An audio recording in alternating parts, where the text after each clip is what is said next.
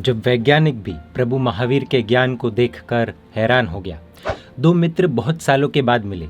एक मित्र अमेरिका से पढ़कर आया था और वहाँ के बड़े साइंटिस्ट के तौर पर वो प्रसिद्ध था। दूसरा मित्र भारत में ही रहता था। लगभग 150 साल पहले की ये घटना है। भारत में रहने वाला व्यक्ति जैन धर्मी था और प्रभु के वचनों को बहुत मानता था। बहुत सालों के बाद मिलने की वजह से दोनों ने अपने परिवार के साथ घूमने जाने का तय कर दिया। दोनों शिमला और कुल्लू मनाली घूमने के लिए निकले। दोनों होटल में रुके जहां बाहर एक बहुत बड़ा गार्डन भी था। साइंटिस्ट के बच्चे घास की लॉन पर खेलने लगे। उन्हें देखकर जैन भाई के बच्चों को भी खेलने की बहुत इच्छा हो गई। उन्होंने अपने पिता से पूछा कि पापा, हम भी ऐसे खेल सकते हैं क्या?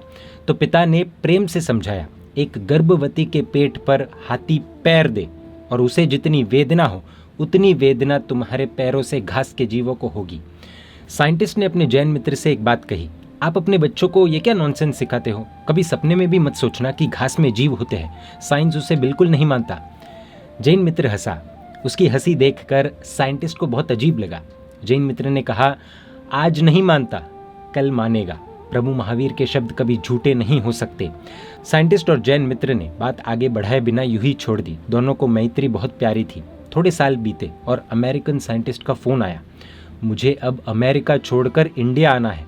जैन ने पूछा, क्यों? तो साइंटिस्ट ने कहा, मुझे तुम्हारे शास्त्रों की पढ़ाई करनी है। उसकी सभी बातें आज साइंस प्रूव कर रहा है।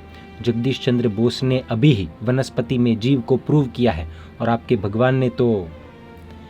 जैन मित्र की श्रद्धा भगवान के विषय में दुगनी चौगनी हो गई।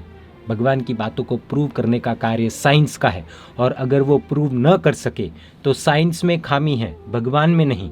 वनस्पति की ही बात प्रज्ञापना सूत्र बताता है, जहाँ पर वनस्पति हो वहाँ पर जीव बहुत होते हैं।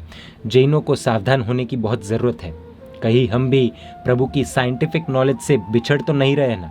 कहीं हमारा भी प्रभु महावीर के ऊपर से विश्वास उठ तो नहीं रहा ना? या फिर डाउटफुल तो नहीं है ना? सोचने जैसा है। जय जिन शासन, जय महावीर।